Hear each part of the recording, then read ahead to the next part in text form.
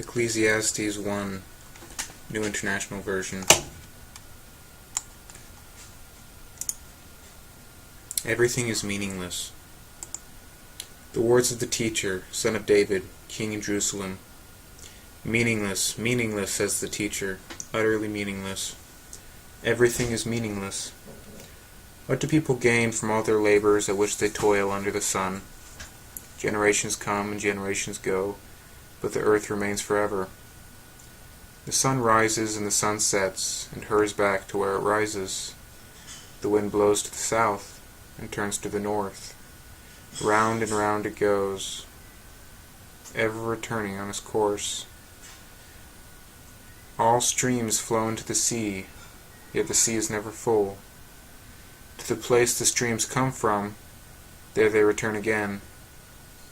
All things are wearisome, more than one can say. The eye never has enough seeing, nor the ear its fill of hearing. What has been will be again. What has been done will be done again. There is nothing new under the sun. Is there anything of which one can say, "Look, this is something new"? It was here already long ago. It was here before our time. No one remembers the former generations, and even those yet to come will not be remembered by those who follow them. Wisdom is meaningless. I, the teacher, was king over Israel and Jerusalem. I applied my mind to study and to explore by wisdom all that is done under the heavens. What a heavy burden God has laid on mankind. I have seen all the things that are done under the sun. All of them are meaningless, chasing after the wind. What is crooked cannot be straightened. What is lacking cannot be counted. I said to myself, "Look, I have increased in wisdom more than anyone who has ruled over Jerusalem before me. I have experienced much of wisdom and knowledge." Then I applied myself to the understanding of wisdom, and also of madness and folly. But I learned that this too is a chasing after the wind. For with much wisdom comes much sorrow. The more knowledge, the more grief.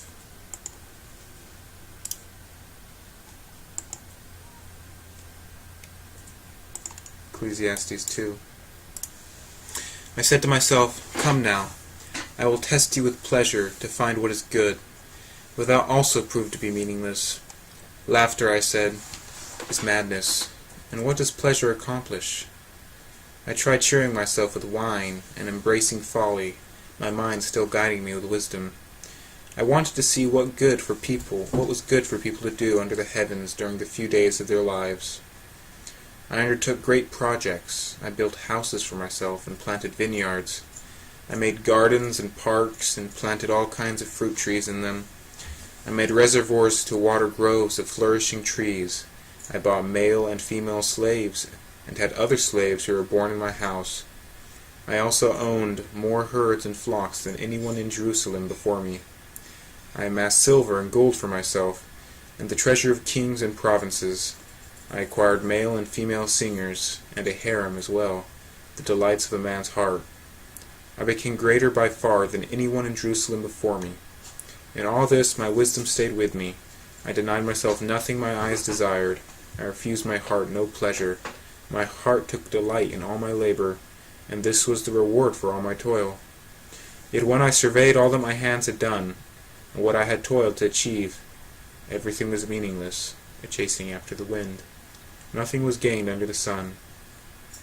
Then I turned my thoughts to consider wisdom, and also madness and folly. What more can the king's successor do than what has already been done? I saw that wisdom is better than folly, just as light is better than darkness. The wise have eyes in their heads, while the fool walks in the darkness. But I came to realize that the same fate overtakes them both. Then I said to myself, "The fate of the fool will overtake me also. What then do I gain by being wise?" I said to myself, "This too is meaningless. For the wise, like the fool, will not be long remembered. The days have already come when both have been forgotten. Like the fool, the wise too must die." So I hated life, because the work that is done under the sun was grievous to me. All of it is meaningless, a chasing after the wind. I hated all the things I had toiled for under the sun, because I must leave them to the one who comes after me. and who knows whether that person will be wise or foolish. Yet they will have control over all the fruit of my toil into which I have poured my effort and skill under the sun. This too is meaningless. So my heart began to despair over all my toilsome labor under the sun.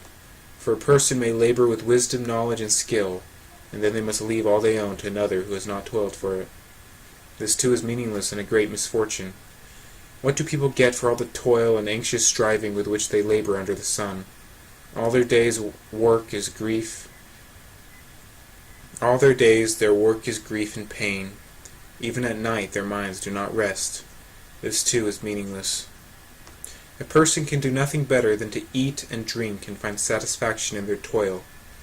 This too I see is from the hand of God, for without him who can eat or find enjoyment? To the person who pleases him God gives wisdom, knowledge, and happiness, but to the sinner he gives the task of gathering and storing up wealth to hand it over to the one who pleases God. This too is meaningless, a chasing after the wind.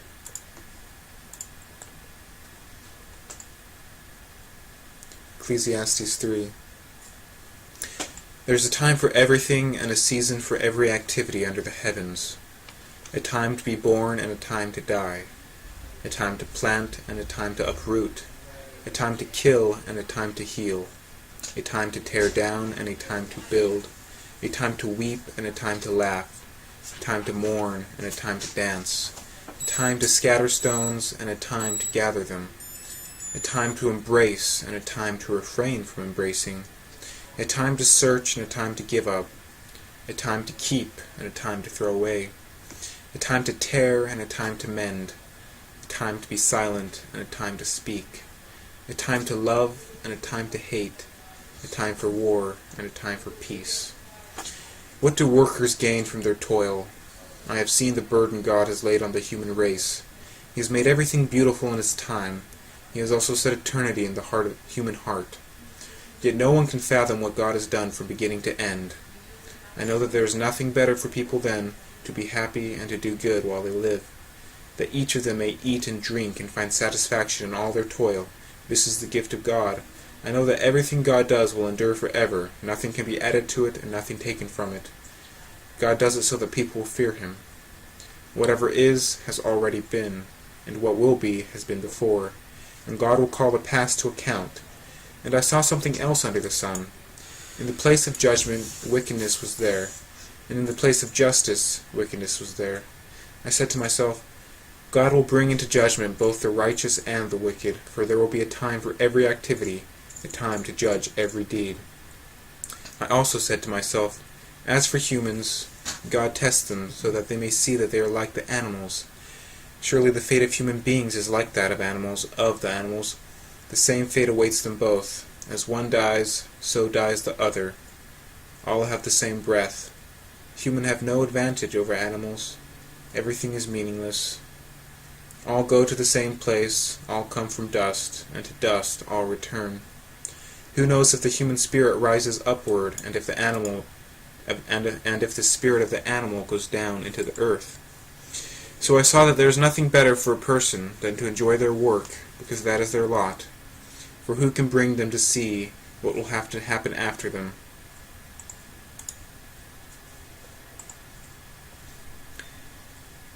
Ecclesiastes 4. Again I looked and saw all the oppression that was taking place under the heaven.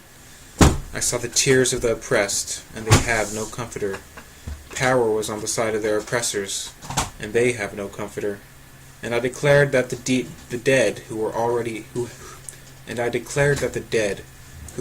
died are happier than the living, who are still alive. But better than both is the one who has never been born, who has not seen the evil that is done under the sun. And I saw that all the toil and all the achievement spring from one person. I saw that all toil and all achievement spring from one person's envy of another. This too is meaningless, the chasing after the wind. Fools fold their hands and ruin themselves.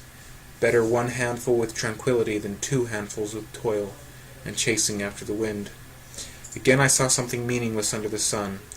There was a man all alone. He had neither son nor brother. There was no end to his toil, yet his eyes were not content with his wealth. For whom am I toiling, he asked. And why am I depriving myself of enjoyment? This too is meaningless, a miserable business. Two are better than one, because they have a good return for their labor. If either of them falls down, one can help the other up. But pity anyone who falls and has no one to help them up. Also, if two lie down together, they will keep warm. But how can one keep warm alone? Though one may be overpowered, two can defend themselves. A cord of 3 strands is not quickly broken. Better a poor but wise youth than an old but foolish king who no longer knows how to heed a warning. The youth may have come from prison to the kingship, or he may have been born in poverty with his kingdom.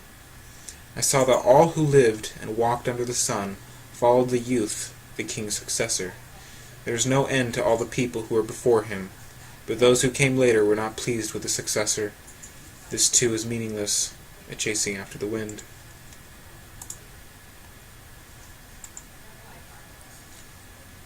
Guard your steps when you go to the house of God. Go near to listen, rather than to offer the sacrifice of fools, who do not know what they do, who do not know that they do wrong. Do not be quick with your mouth, do not be hasty in your heart, to utter anything before God. God is in heaven, and you are on earth, so let your words be few.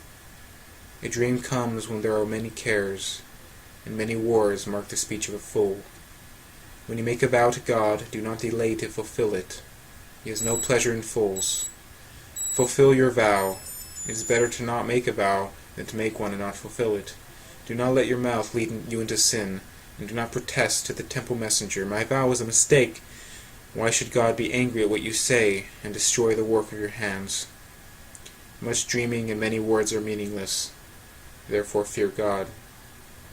If you see the poor oppressed in a district, and justice and rights denied, do not be surprised at such things. For one official is eyed by a higher one, and over them both are others higher still. The increase from the land is taken by all. The king himself profits from the fields. Whoever loves money never has enough. Whoever loves wealth is never satisfied with their income. This too is meaningless.